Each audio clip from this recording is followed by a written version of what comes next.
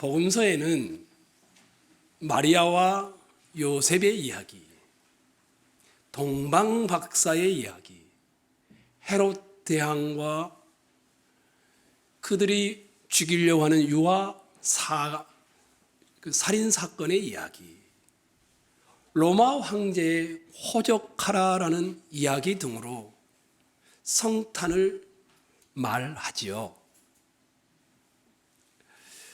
사도 바울은 때가 참에 하나님이 그 아들을 보내사 여자에게 나게 하시고 구속사의 성취로 성탄절을 교리적으로 설명하지요. 요한 1서에 이단을 분별하는 방법으로 거짓 영과 참된 영의 기준점으로 육체로 오신 예수님을 믿는 것을 말하지요. 고린도전서 15장에는 육체의 부활을 믿는가 하는 그 믿음에 대한 질문으로 예수님의 성육신을 설명하지요. 요한계시록에는 사단이 그렇게 여자에게서 난 아들을 싫어하는 모습으로 성탄을 가장 싫어하고 두려워하는 것으로 성탄을 설명하고 있습니다. 오늘 여러분이 읽었던 요한복음의 사도 요한은 이 성탄을 이렇게 시작했지요. 태초에 말씀이 계시니라. 이 말씀이 하나님과 함께 계셨고 이 말씀이 곧 하나님이시니라. 세상 모든 만물이 이분이 없이는 지어진 것이 하나도 없다. 이렇게 선포하면서 시작을 합니다. 그러더니 이 말씀이신 분이 세상에 오신 것을 약간 비추죠. 빛이 어두움에 비추니라고 설명을 합니다. 그런데 조금 더 가더니 그 빛이신 분이 세상에 계셨느니라 라고 설명합니다. 그러더니 오늘 1장 14절에서는 이렇게 말하죠. 말씀이 육신이 되어 우리 가운데 거하심에 이렇게 설명을 합니다. 어두운 세상에 비치신 빛, 이 세상에 계신 그분을 설명하기를 육신을 입고 이 땅에 우리와 함께 살았다. 이렇게 설명하는 것입니다. 제가 여러분에게 질문을 드리고자 합니다. 왜 하나님의 독생자이신 예수 그리스도는 사람의 몸을 입고 이 땅에 오셨을까요? 예수 그리스도께서 인간의 육체를 가지시고 우리와 동일한 몸을 가지시고 오셔서 이 땅에 성육신하신 목적은 무엇일까요? 예수 그리스도와 우리와 같은 사람이 되었다 이 말에는 전제되는 것이 있지요. 사람이 되기 전에 어떤 상태였는가가 전제되어지죠. 예수님은 말씀이신 이분은 본래 하나님이십니다.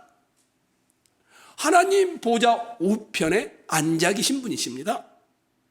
이분은 찬란하고 존귀하고 엄미하고 영광 나라를 소유하신 분이십니다. 천사를 부리는 분이시고 온 우주 만물을 다스리는 분이시고 세상을 창조하시고 사람을 만드시고 그가 없이는 아무것도 되어진 것이 없는 그런 일을 하신 그런 분이십니다.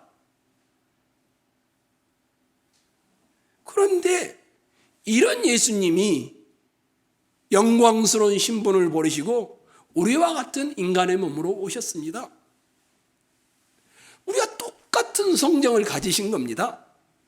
낮아지셔서 우리처럼 때로는 헐벗으셨고 때로는 목이 말라서 물을 마셔야 했고, 때로는 먹을 것이 없어 굶주릴 때도 있었고, 아픈 사람을 보면 애간장이 끓는 그런 마음이 들기도 하셨고, 마지막에는 피와 살이 찢기고 흘러나오는 죽으시는 인간의 몸을 입고 오셨습니다.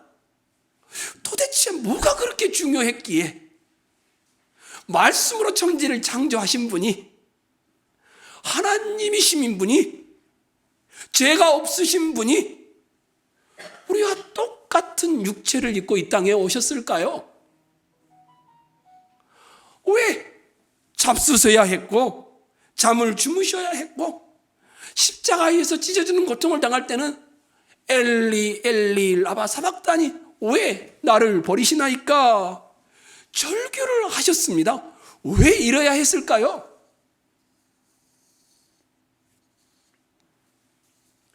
오늘 여러분이 읽었던 요한복음 1장 14절은 말씀이 육신이 되어 우리 가운데 거하심에 그 다음이 우리가 그의 영광을 보니 아버지의 독생자의 영광이요 은혜와 진리가 충만하더라.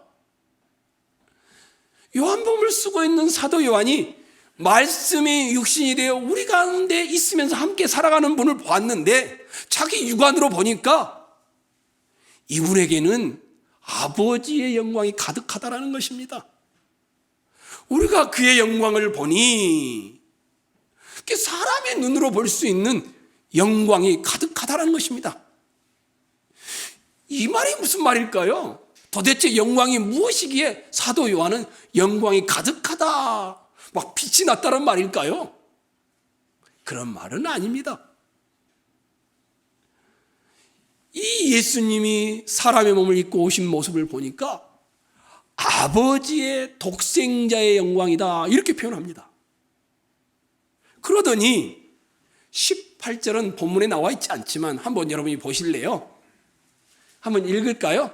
여러분 성경을 보고 읽겠습니다. 18절 시작.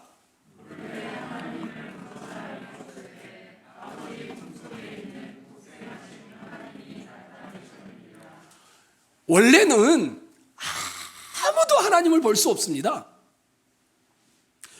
보면 죽습니다. 그런데 이 예수님이 인간의 몸을 입고 이 땅에 오셨는데 보니까 영광이 가득한데 그 영광이 뭐냐면 하나님을 보여주는 겁니다.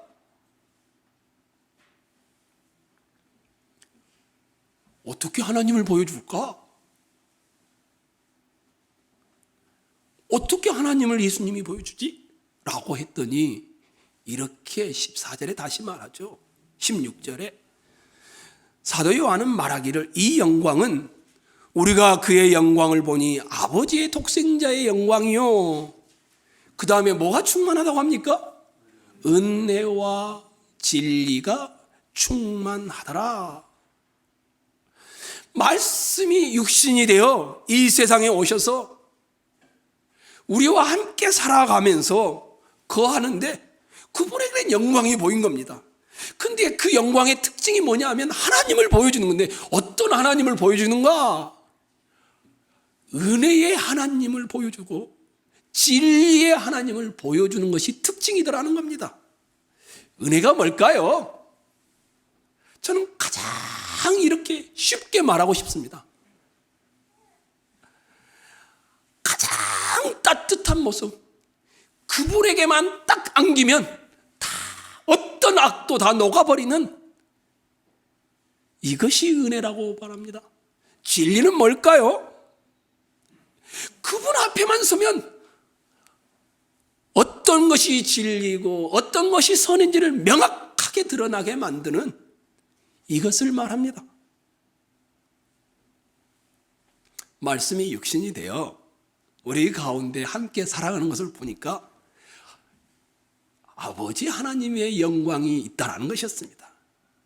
그런데 그 영광이 뭐냐면 하나님의 은혜와 하나님의 진리를 가득 차고 있더라는 겁니다. 그래서 그게 힘들게 이 세상을 살아가는 나와 무슨 상관이야? 말씀이 육신이 되어 우리 가운데 거함으로 보여지는 아버지의 독생자의 영광이 나와 무슨 상관이야? 은혜가 그렇게 가득해, 따뜻해, 진리가 그렇게 분명해. 그게 나와 무슨 상관이야?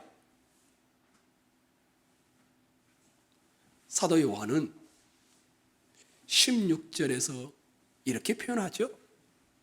우리가 다 그의 충만한 데서 뭐 한다고 합니까? 받는다라고 말합니다. 이 말씀이 육신이 되신 예수님은 은혜로 충만한 분이셨기에 그 은혜가 흘러나오면서 하나님의 은혜가 예수님을 통하여 나에게 흘러온다라는 겁니다. 말씀이 육신이 되신 이 예수님은 진리가 너무나도 분명하고 확실한데 이 충만한 진리가 흘러와서 나에게 무엇이 선이고 무엇이 악인지를 분명케 한다라고 말합니다. 사도 요한을 비롯해서 그 당시 대부분의 사람들은 예수를 알기 전에 마음이 텅텅 비어 있었던 사람들입니다. 은혜와 관계에서 보면 늘 마음이 공허했습니다. 진리와 관계에서 보면 늘 혼돈의 연속이었습니다. 어떤 것이 참인지를 모르겠어. 그런데 말씀이 육신이 되신 예수 그리스도를 만난 이후로 그 공백이 메꾸어지기 시작한 것이었습니다. 그래도 질문이 또 나오죠.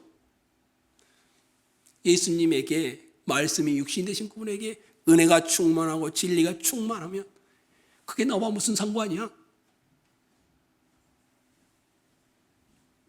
우리가 다 그의 충만한 데서 받으니 좋아, 받는 것까지 좋아.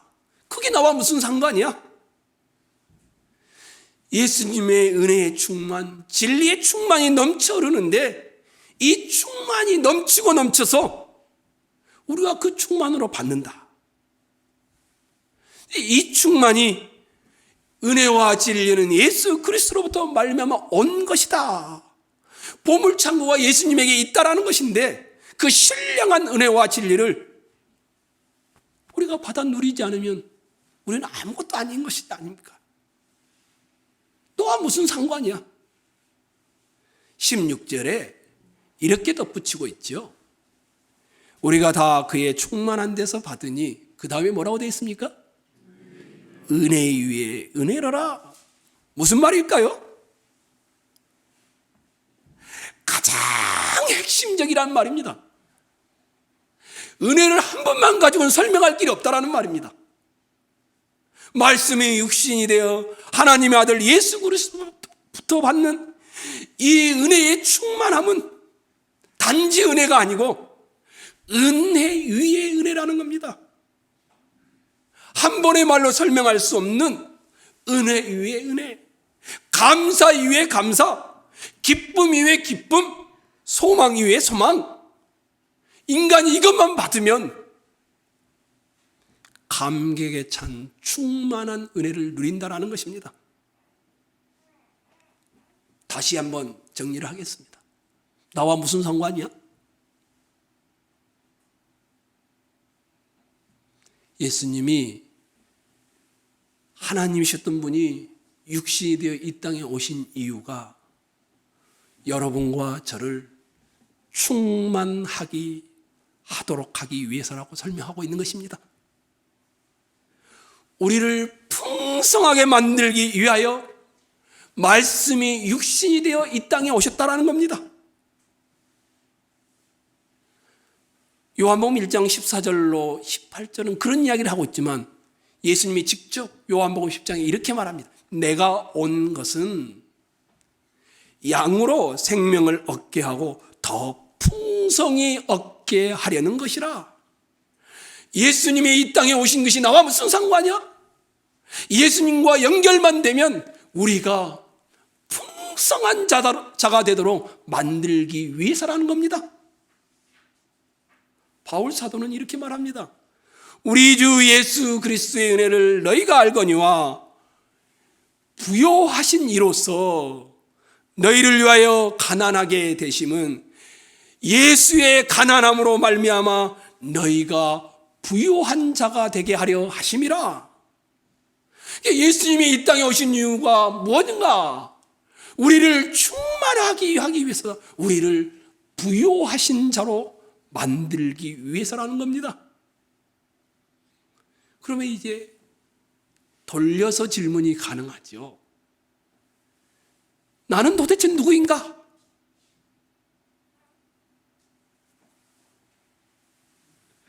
예수님께서 인간의 몸을 입고 오신 것을 우리는 믿고 있죠.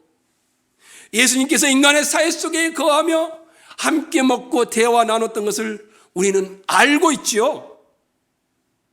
도대체 나는 누구인가 그러면?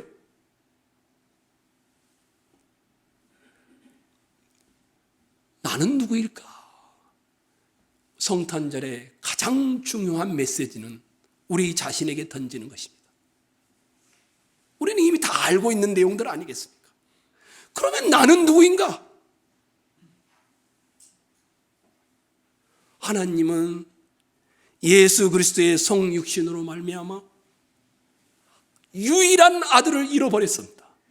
그렇지만 그 하나님은 예수 그리스도의 육신으로 오심으로 말미암아 여기 앉은 수많은 사람들을 하나님의 아들들이 되게 하셨습니다. 예수께서 어린 아이로 이 땅에 오심으로 거룩하고 영광스러운 아들을 하나님은 잃어버리셨습니다. 그러나 그 아들로 말미암아 수많은 거룩하고 영광스러운 아들들을 하나님은 또한 얻으신 것이었습니다. 그래서 갈라디아서 4장에서는 이렇게 말합니다. 그러므로 내가 이후로는 종이 아니요 아들이니 아들이면 하나님으로 말미암아 유업을 받을 자니라. 우리를 뭐라고 하냐면 갈라디아 교회 성도들을 너희는 종이 노예가 아니라 아들이라는 겁니다. 아들은 뭐냐? 하나님의 기업을 상속받을 자라는 겁니다. 상속자라는 겁니다. 로마서 8장에는 이렇게 말합니다.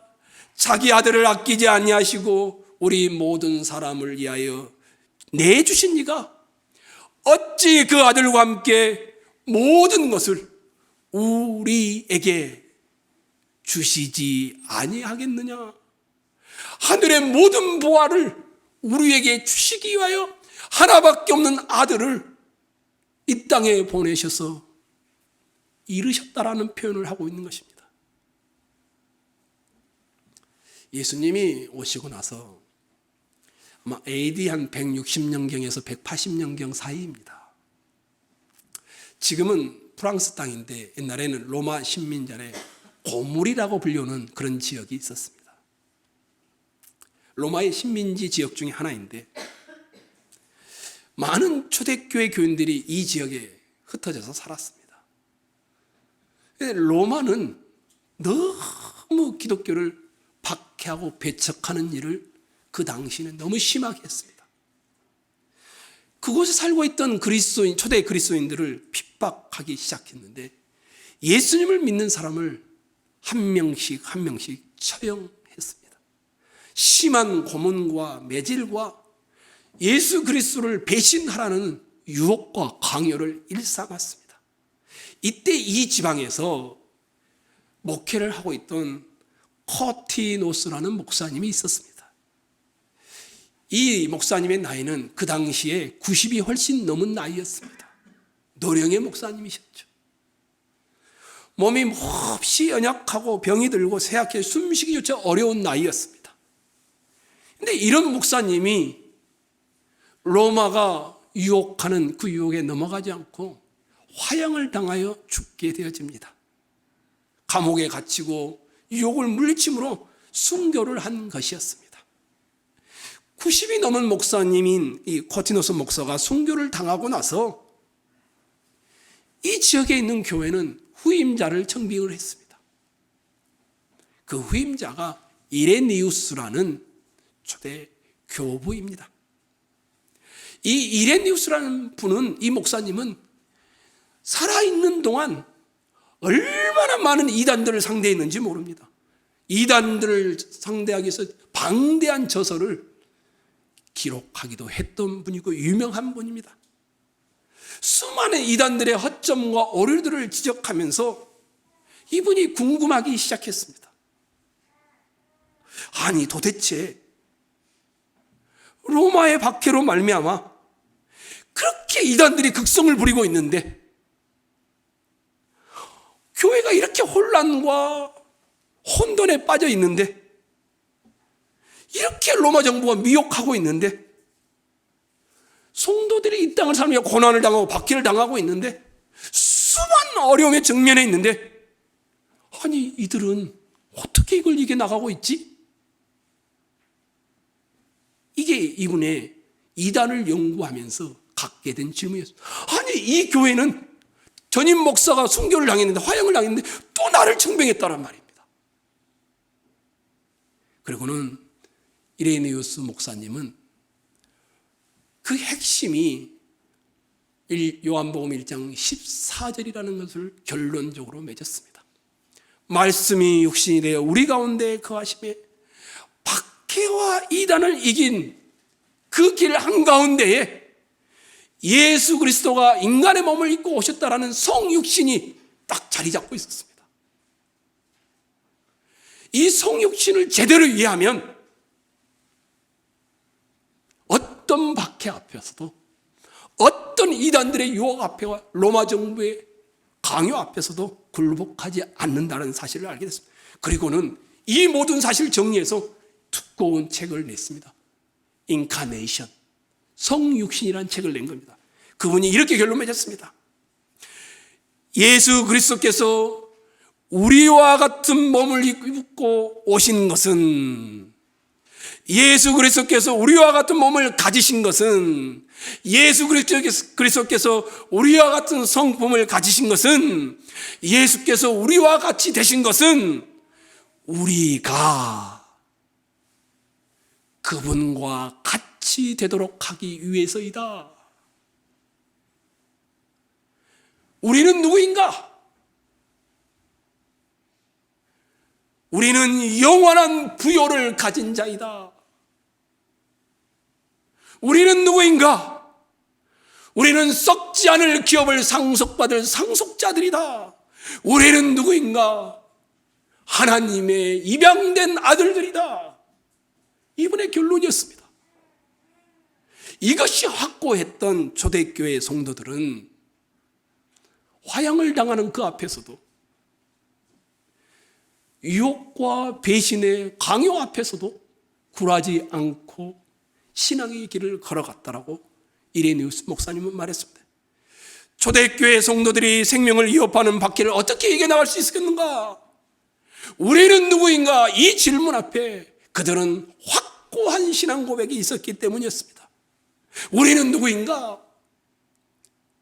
예수 그리스도와 같이 그렇게 존귀하고 고귀하고 영광스러운 분이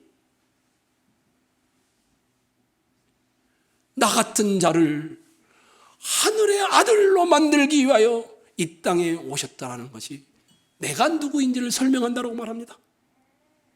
미혹자들이 미혹해도 넘어지지 않는 이유가, 초대교인들은 배타적이고 독선적이고 비판을 들으면서도 그 당시의 가치관과 삶을 따르지 않는 이유가, 우리는 누구인가? 이 질문 앞에 확고한 대답을 했기 때문이었습니다. 저도 여러분에게 묻습니다. 여러분은 누구일까요? 이 질문을 대답하면 그 다음이 나옵니다. 그러면 우리는 어떻게 살까요? 힘들지 않습니까? 인생은 어려움, 핍박은 없지만 병이 들어가고, 성공하려고 해보지만 실패의 자리가 우리 앞에 놓일 때도 있고, 자식을 잘 키워보려고 하는데 한탄이 나올 때도 있고, 가고 있는 길이 열리지 않은 상황에서 답답하죠.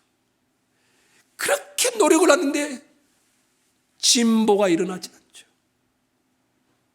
이런 삶의 자리에 우리는 어떻게 살아가야 합니까? 젊은 날에는 아프지 않는데 살아가면서 몸이 아픕니다. 사업이 잘 되지 않을 때도 있습니다. 계획대로 되지 않습니다. 사람과의 관계 속에서 마냥 좋은 것만 아니라 상처가 일기도 하고 고난이 있기도 합니다. 이런 수많은 삶의 자리의 장애물과 유혹들 앞에서 우리는 어떻게 살아갑니까? 태초에 말씀이 계셨고 하나님과 함께 계셨고 말씀이신 하나님의 만물이 지은 바 되는데 그 말씀이신 분이 육체로 우리 가운데 거하는 목적을 이해함으로 우리는 어떻게 살지를 알게 되어집니다. 이미 설명했지요. 이분에게는 영광이 있는 겁니다. 어떤 영광이냐면 아버지의 영광입니다. 어떤 아버지의 영광이냐면 보이지 않는 하나님을 보여주는 아버지의 영광입니다. 그것이 어떻게 보여주냐면 은혜와 진리로 보여준다라고 합니다. 그래서 예수님이 이렇게 말한 적도 있지요. 나를 본 자는 아버지를 보았거늘 어찌하여 아버지를 보이라 하느냐? 나는 아버지 안에 있고 아버지는 내 안에 계신 것을 너희가 믿지 아니하느냐? 예수님을 보면 하나님을 보여준다는 것이었습니다. 도대체 예수님은 그러면 어떻게 하나님을 보여주는 삶을 살았을까요? 육체로 보여주는 삶을 살았습니다. 말로 한 것이 아니었다는 말입니다. 주님의 이 땅에 사는 육체의 삶이야말로 보이지 않는 하나님을 보여주는 도구였고 거울인 동시에 마치 TV의 화면과도 같은 것이었습니다. 예수님은 걸어다니는 TV 화면이었습니다. 예수님을 보면은 하나님을 본 것과 같았습니다. 그 예수님이 우리를 세상에 보내셨습니다. 그런데 어떤 모습으로 보내셨을까? 우리 예수님이 세상에 보내졌을 때 모습과 동일하죠. 이렇게 말합니다. 그는 주 앞에서 자라나기를 연한 순 같고 마른 땅에서 나온 뿌리 같아서 고운 모양도 없고 풍채도 없은즉 우리가 보기에 흠모할 만한 아름다운 것이 없도다. 그는 멸시를 받아 사람들에게 버림받았으며 강고를 많이 겪었으며 질고를 아는 자라. 마치 사람들이 그에게서 얼굴을 가린 것 같이 멸시를 당하였고 우리도 그를 귀히 여기지 아니하였도다. 이 마지막 말이 저에게 들어왔습니다. 우리도 그분을 귀히 여기지 아니하였도다. 너무 보잘것이 없었다는 겁니다. 이 땅의 삶이 그에게는 아름답고 핸섬하고 우리가 매력을 느낄 만한 인간적인 것이 하나도 없었다는 겁니다. 정말 약한 모습이었다는 겁니다. 힘의 방식이 아니었다는 겁니다. 힘의 방식으로 하나님을 보인 것이 아니라 숫자의 방식으로 하나님을 보인 것이 아니라 크기, 재력, 권력, 행복의 방식으로 하나님을 보인 것이 아니랍니다. 그러면 어떻게 해요? 보잘것없는 볼품없는 방식으로 하나님을 보이셨고 그 볼품없는 끝이 뭐냐면 힘이 없는 십자가의 방식이라고 말합니다. 예수님께서는 육신을 입으시고 이 땅에 오셔서 저 고위층인 니고데모도 만나셨을 뿐만 아니라 밑바닥 중에 밑바닥인 사마리아 수가성의 6번째 남편과 살고 있는 그 여인도 만나셨습니다. 38년 동안 지병이 계속돼서 더 이상 희망이 없는 베데스다 연못가에 38년 된 병자를 만나기도 했습니다. 예수님은 혼인잔치에 가신 적도 있고 세리와 창녀들의 친구가 되어준 적도 있습니다. 그 예수님은 장례식에서 우시기도 하셨고 그 예수님은 가늠한 여자가 현장에서 잡혔을 때에 죄 없는 자가 돌을 쳐서 돌을 들어 치라라고 말씀하시기도 하셨던 분이셨습니다. 그 예수님이 가장 사람과 같은 방식으로 연약함의 방식으로 이 세상을 살아가셨고 그 사람을 구원하기 위하여 십자가에 죽는 방식으로 육체의 삶을 보이셨다라는 겁니다. 그러면 우리가 누구인지를 안다라면 우리는 어떻게 살아야 합니까? 우리는 세상에 보냄을 받은 사람들입니다. 성부 하나님께서 성자 하나님이신 예수 그리스도를 이 땅에 보내셨듯이, 그래서 하나님을 보여주듯이 우리도 하나님의 안타까움과 하나님의 사랑을 세상에 보여줘야 할 것인데 어떤 방식일까요? 어떻게 하면 은혜를 드러낼 수 있을까요? 어떻게 하면 진리를 드러낼 수 있을까요? 아니, 말이 됩니까? 그 영광스러운 분이 마국간에 염을 통해서 태어나시고 거기에 계셨다는 것이 말이 됩니까? 가장 연약한 방식으로 태어나셔서 가장 연약한 방식인 십자가의 방식으로 그는 육체의 삶을 보여주었습니다. 오늘날 우리는 더 위대해져야 돼. 오늘날 우리는 조금 더 많이 가져야 돼. 오늘날 우리는 더 행복해져야 돼. 더 즐거워야 돼. 더 좋은 대학을 나와야 돼.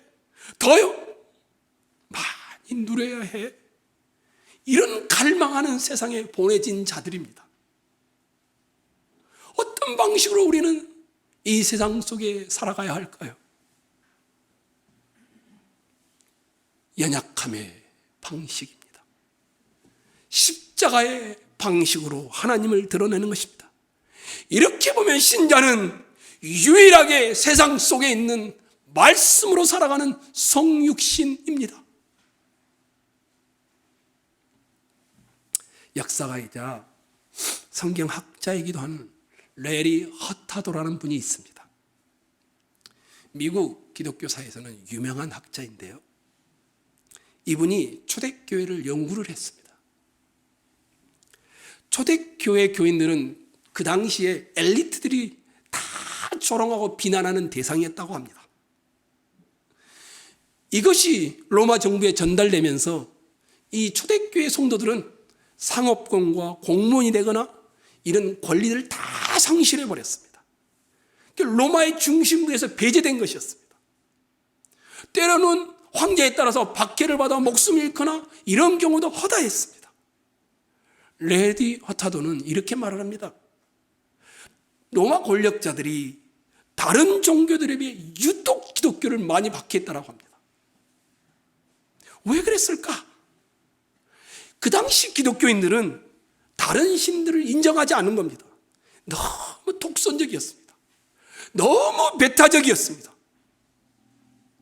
왜 그랬는가 하면 레디 허타도에 따르면 대부분의 기독교인들은 태어나면서 기독교인이 아니었습니다. 이방신을 믿다가 주님께로 돌아온 자들이었기 때문에 이방신을 섬기는 것을 우상 숭배라고 여겼기 때문에 뒤도 돌아보지 않았기 때문에 독선적이다, 배타적이다 이런 말을 그렇게 들었다고 합니다. 로마 정부가 오직했으면 예수 그리스도를 추종하는 자들은 좋은 시민이 되기에는 글러먹은 놈들이다, 배타적인 부류이고 쌍글이 없어야 될 부류이다 이렇게 여겼다고 합니다. 그런데 레리가 질문을 했습니다. 1세기에서 3세기 사이에 그리스도인들은 그들이 그리스도인으로 살아가는데 막대한 비용을 지불했습니다. 공무원도 될 수 없지요. 상업권도 없지요. 자유가 없었습니다. 예배도 드릴 수가 없습니다. 새벽에 늦은 밤에 주의 날에 모여서 예배를 드렸습니다. 왜 기독교는 그 박해와 핍박 가운데서도 성장한 것일까?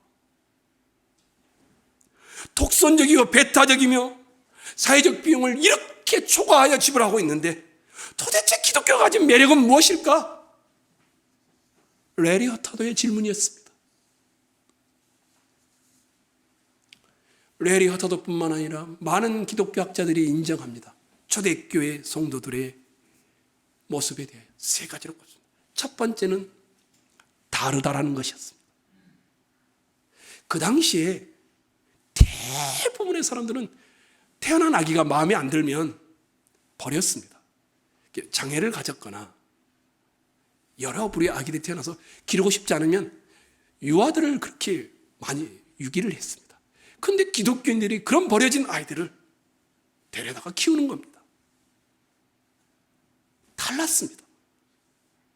뿐만 아니라 그 당시는 아내가 있는데 다른 아내와 간음을 하는 것이 일반적이었습니다. 한 아내를 평생 사랑하는 것은 찾아볼 수 없었습니다. 그런데 유독 기독교인들은 결혼 전에는 혼전성관계를 갖지 않았습니다. 결혼을 하는 한 아내를 섬기며 평생을 그 아내와 함께 일편단심으로 사는 것을 보면서 달랐다라고 말합니다. 뿐만이 아니었습니다. 성적으로도 유아를 대하는 태도에서도 여성들을 대하는 태도에서도 그렇게 달랐다고 반대도 또 있습니다. 그런데 자신의 돈을 사용하는 데 있어서는 일반 사람보다 훨씬 더 관대했다라고 합니다. 버려진 아이들을 입양하여 자기 민족이 아닌 다민족의 사람들을 환대하는 일에 기독교인들이 그렇게 앞장섰습니다. 다르다라는 것이 첫 번째 이유였습니다. 두 번째는 모든 종교는 비나이다 정성을 다하고 노력을 다해야 되는데 이 기독교는 신과 인격과 인격의 관계를 너무너무 중시하는 것이었습니다. 인격과 인격이 만난다. 세 번째는 기독교는 업적이 아니라 은혜라는 그 터 위에 있었습니다. 그래서 하나님이 주신 은혜를 받았으니까 이 땅의 삶을 노력을 통하여 구원을 획득하기 위해 살아가는 것이 아니라 은혜를 나누기 위해 살아가는 것이었습니다. 영생의 확신을 가지고 있으니까 그렇게 핍박을 해도 권력의 중심부에 들어가지 못해도 상업권이 없어도 신자로 있는 것을 두려워하지 않았던 것입니다. 초대교회의 성도들은 온갖 종류의 신들을 인정하지 않았기에 배타적이었고 사회 질서의 위협적인 대상으로 간주되었습니다. 오늘날의 기독교인들이 가장 무서워하는 것 중에 하나죠. 왕따를 당하는 것. 매우 배타적이고 매우 사회 질서를 혼란한다라고 그 당시의 사람들은 그렇게 간주했어요. 그럼에도 초대교회는 그런 상황에서도 교회가 성장하고 번성해 갔습니다. 왜 그럴까요? 초대교회 성도들은 내가 누구인지를 알았기 때문에, 내가 누구인지를 분명했기 때문에, 초대교회 성도들은 세상과 다른 정체성을 가지고 있었기 때문에 예수가 참 빛이신데 이분이 말씀이 육신이 되어 이 땅에 오심으로 우리가 하늘의 사람들이 되었다라는 이 정체성 위에 세워져 있었기 때문에 역사를 바꿔놓는 사람들이 되었다라고 말하고 있습니다.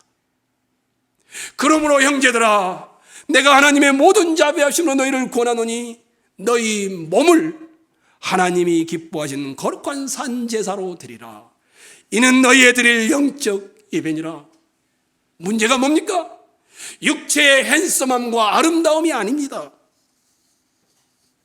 자신의 육체가 하나님이 기뻐하는 거룩한 산제물로 드려지고 있느냐 그렇지 않느냐의 문제입니다.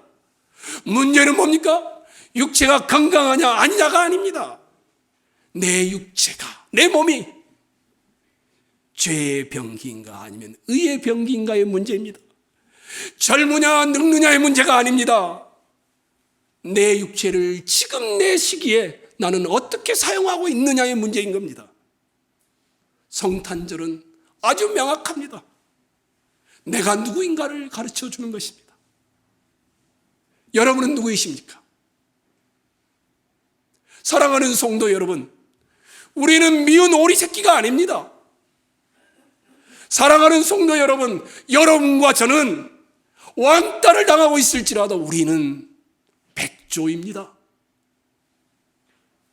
놀림을 당해도, 왕따를 당해도, 사회에 적응하지 못하고 실패하는 것 같아도 여러분과 저는 하늘의 사람들입니다. 하나님의 입양된 아들들입니다. 썩지 않고 새하지 않고 영원에 있을 그 그 나라의 백성들입니다. 그럼 우리는 이 세상을 어떻게 살아야 합니까? 하나님을 보여주는 것으로 사는 겁니다. 어떻게 하면 하나님을 보여줍니까? 위대해지는 것이 아니라, 더 많이 가지는 것이 아니라, 내 주어진 삶의 자리에 십자가의 방식으로 가장 따뜻한 사람이 되고, 내가 믿는 그분이 절대적 진리임을 고백하면서 사는 것입니다. 우리 모두가 이 성탄절 예배를 드리면서 내가 누구인지를 확인하시기를 축복합니다.